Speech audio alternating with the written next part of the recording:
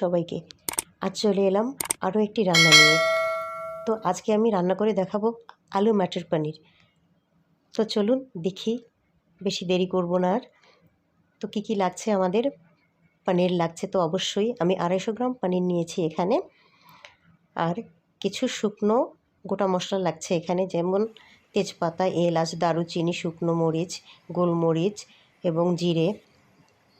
Tomato কুচি নিয়েছি একটা, নিয়েছি আদা কুচি অল্প পরিমাণে এবং অল্প পরিমাণে রসুন। 9-10টার মতো নিয়েছি কাজু বাদাম। এরপর নিলাম একটু কাসুরি মেথি, এটা অ্যাডিশনাল যদি থাকে। আর কিছু গুঁড়ো মশলা, কাশ্মীরি মরিচ গুঁড়ো, দেশি মরিচ গুঁড়ো, হলুদ গুঁড়ো, জিরে গুঁড়ো, ধনিয়া গুঁড়ো আর গরম মশলা গুঁড়ো, সামান্য বিট লবণ আর কুকিং পনির দেখতে পেলেন। এবং সিদ্ধ করা মটর ছিল আমার কাছে, আমি সিদ্ধ করা মটর ইউজ করছি। একটু ঘি লাগছে সামান্য পরিমাণে।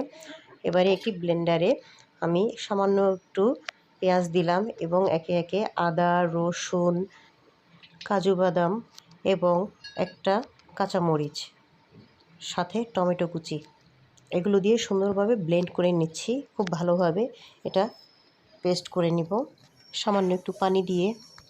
এরপরে মাঝারি সাইজের 2টো আলুকে পরিষ্কার করে টুকরো করে কেটে নিচ্ছি ঠিক এভাবে। আর বেশি করে প্যানে তেল দিয়ে ভেজে নিচ্ছি লবণ দিয়ে। সামান্য পরিমাণে একটু লবণ দিব এবং এমনভাবে ভেজে তুলব যাতে মোটামুটি করে সিদ্ধ হয়ে যায়। তো এভাবে নেড়ে চেড়ে আলুগুলোকে আমি ভালোভাবে ভেজে নিচ্ছি। তুলে নিলাম আলুগুলো, এবারে দিয়ে দিচ্ছি পনির। ঠিক এভাবেই ভেজে নেব পনিরগুলোকে। পনিরগুলোকে আমি এভাবে টুকরো করে নিয়েছি, আপনারা আপনাদের ইচ্ছে মতো টুকরো করে নিতে পারেন। আর বড় রাখতে চাইলে বড় করতে পারেন, ছোট চাইলে ছোট করতে পারেন। পনিরগুলোকেও আমরা মিডিয়াম ফ্লেমে রেখে ভাজবো, এবং এত বেশি ভাজবো না যেটা একটু খেতে শক্ত হয়ে যাবে। ভাজার সময় গ্যাসের ফ্লেম মিডিয়াম টু লোয়ে রেখেছি এবং পুরো রান্নাটা করার সময় মিডিয়াম থেকে একটু হাইয়ে রেখেছি। তো দেখুন পনিরগুলো আমার কিন্তু প্রায় হয়ে গিয়েছে। এবারে তুলে নিলাম। প্যানে আরেকটু পরিমাণে তেল অ্যাড করে দিলাম, দিয়ে এখানে গোটা মশলাগুলো দিয়ে দিচ্ছি এবং সুন্দর একটা অ্যারোমা ছড়ানো পর্যন্ত 2-1 মিনিট নাড়াচাড়া করে ভেজে নিচ্ছি। তাতেই হবে, যাতে পুড়ে না যায় সেদিকে খেয়াল রাখতে হবে। তো মোটামুটি এভাবে 2-1 মিনিট ভেজে নেওয়ার পর এখানে অ্যাড করব 1 কাপ পেঁয়াজ, মানে পেঁয়াজ কুচি। এখন আমরা এখানে 1 কাপ পেঁয়াজই অ্যাড করব, এর বেশি দিচ্ছি না। তার কারণ হচ্ছে আরও একটু পেঁয়াজ আমরা ব্লেন্ডারে যখন আমরা নানা রকম মশলাকে ব্লেন্ড করেছি তখন কিন্তু তার সঙ্গে সামান্য পেঁয়াজও করে নিয়েছি। কেউ চাইলে পুরোটাই আপনারা বাটা পেঁয়াজই ব্যবহার করতে পারেন। এবারে পেঁয়াজগুলোকে আমি সুন্দরভাবে ভেজে নিচ্ছি, যাতে খুব বেশি এটার কালার চেঞ্জ না হয় সেভাবেই। অর্থাৎ লাইট ব্রাউন হয়ে গেলে এখানে ব্লেন্ড করা উপকরণগুলো অ্যাড করে দিব। এবারে এখানে বাটা মশলাগুলো সব দিয়ে দিলাম, গুঁড়ো মশলা যে রেখেছিলাম সেগুলো দিয়ে দিচ্ছি। এখানে কাশ্মীরি রেড চিলি পাউডারটা কিন্তু অ্যাডিশনাল, জাস্ট ফর কালার। তবে এসব রান্নায় ঝাল বেশি হলে ভালো লাগে না। যে কতটা ঝাল খেতে আপনারা ভালোবাসেন ঠিক সেই হিসাবে দিবেন। এখানে আমি সামান্য পরিমাণে লবণ দিয়ে দিলাম এবং চেক করে আমি পরে আবার একটু লবণ দিব যদি দেখি কম হয়েছে।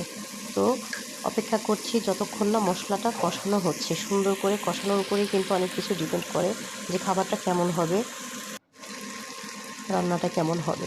তো আমি মটরশুঁটিগুলো আমার হাফ বয়েল করা ছিল, এজন্য আমি কিন্তু এখন দিয়ে কষিয়ে নিচ্ছি। আপনারা যদি ভাবেন যে আলুগুলো আপনাদের একটু কম সিদ্ধ হয়েছে তবে একসাথেই দিয়ে দিতে পারেন। আর যাদের মটরশুঁটি বাসায় নেই প্রয়োজন নেই দেবার, আলু পনির ডালনাও করে ফেলতে পারেন ঠিক একই প্রসেসে। তো এবারে আমি সুন্দর করে কষিয়ে নিচ্ছি। দেখুন তেলগুলো কিন্তু ছেড়ে ছেড়ে আসছে। মশলাটা কিন্তু ভালোভাবে কষানো হওয়ার পরেই কিন্তু আমি মটর অ্যাড করেছি এখানে। এই রান্নাটা করতে কিন্তু খুব বেশি সময়ের প্রয়োজন নেই। এগুলো ভাজাভুজি হয়ে গেলে খুব অল্প সময় কিন্তু রান্নাটা হয়ে যায়। এবারে আমি আলু এবং পনিরগুলোকে একসাথে এখানে অ্যাড করে দিলাম, কারণ আমার আলুটা যথেষ্টভাবেই বয়েল হয়ে গিয়েছিল। একটু সময় কষিয়ে নিয়ে আমি এখানে পানি অ্যাড করে দিচ্ছি ফাইনালি, আর খুব আলতোভাবে, যাতে করে পনির ভেঙে না যায়। যেহেতু আমরা এখানে একটা কাঁচা মরিচ ইউজ করেছি, শুকনো মরিচ ইউজ করেছি, গুঁড়ো মরিচ ইউজ করেছি, আমি যতটুকু পরিমাণে মরিচ এখানে ইউজ করেছি, যে প্রকারের, এতটুকু নিলে একদম কিন্তু পারফেক্ট হবে এই পরিমাণের পনিরের জন্য। তো আপনারা চাইলে হুবহু এই রেসিপিটাই ফলো করতে পারেন যদি এতটুকু পরিমাণে কেউ রান্না করতে চান। আর যদি কেউ এর চেয়ে বেশি করতে চান, সেই পরিমাণে মশলাগুলো একটু একটু বাড়িয়ে দিবেন। আবার যদি কেউ এর চেয়ে কম করতে চান, তাহলে সবগুলো মশলাই একটু কম করে দিবেন। তো এভাবে আমি একটু অল্প সময়ের জন্য ঢাকা দিয়ে দিলাম। দুটো কাঁচামরিচ, ইতিমধ্যে লবণটা চেক করে আবার একটু দেখুন লবণ দিয়ে দিলাম। সামান্য একটু বিট লবণ দিলাম। বিট লবণটা দেওয়া হলো এই কারণে, নিরামিষ তরকারিতে একটু দিলে ভালো লাগে। কেউ যদি এটাকে অ্যাভয়েড করতে চান, অবশ্যই করতে পারেন, এটাতে এমন কিছু আসবে যাবে না। তো দেখুন আমাদের কিন্তু রান্না প্রায় শেষের দিকে চলে এসছে, কারণ ঝোলটা কিন্তু অনেকটাই গাঢ় হয়ে গিয়েছে। এরপরে এটাকে যদি আমি স্ট্যান্ডিং টাইম কিছুটা রেখে দিই 10 মিনিট সময় করে, তো দেখা যাবে ঝোলটা একদম টেনে গাঢ় হয়ে গিয়েছে। তো সেটা বুঝেই আপনারা রেখে দিবেন। এখানে আমি গরম মশলার গুঁড়ো দিয়ে দিচ্ছি 1 চামচ মতন, ছোটো চায়ের চামচের 1 চামচ মতন, আর দিয়ে দিলাম ঘি। এই ছোটো চামচটার 2 চামচের মতন ঘি দিয়ে দিচ্ছি। যদি আপনারা এগুলো কিছুই না দিতে চান, নাই দিতে পারেন, তবে হ্যাঁ, গরম মশলাটার গুঁড়োটা একটু দিবেন, এটা সুন্দর একটা ঘ্রাণ নিয়ে আসে। এরপরে আমি কাসুরি মেথিটাকে শুকনো খোলায় সামান্য তেলে তারপর হাত দিয়ে গুঁড়ো করে নিয়ে এটার উপরে ছড়িয়ে দিব। তো আমি যেহেতু খোলা আমার কাছে নেই, সেহেতু আমি এখানে একটা কড়াইয়ে লো ফ্লেমে রেখে গ্যাস একটু টেলে নিলাম এবং এটাকে এরকমভাবে হাত দিয়ে গুঁড়ো করে নিয়েছি। এরপর এই কাসুরি মেথি আমি রান্নার উপর দিয়ে দিচ্ছি এবং হালকা একটু নেড়েচেড়ে দিয়ে ঢেকে রেখে দেব 10 মিনিটের মতো। কাসুরি মেথিটা দিলে এসব রান্নায় সুন্দর একটা ঘ্রাণ আনে। যদি অ্যারেঞ্জ করা পসিবল হয় তবে করে দিতে পারেন, আর যদি না থাকে খুব বেশি দরকার নেই।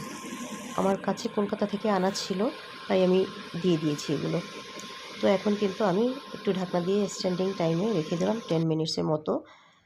তো এরপরে আমি ঢাকনা খুলে দেখাচ্ছি, দেখুন একদম পারফেক্ট হয়ে গিয়েছে। যেমন দেখতে হয়েছে, জানি না আপনাদের পছন্দ হবে কি না, তবে খেতেও বেশ ভালো হয়েছে। আপনারা যদি এই রেসিপিটা ফলো করে রান্না করেন, আমার মনে হয় না যে কেউ অপছন্দ করবে। খুব ভালো একটা ফিডব্যাক আসবে আশা করছি।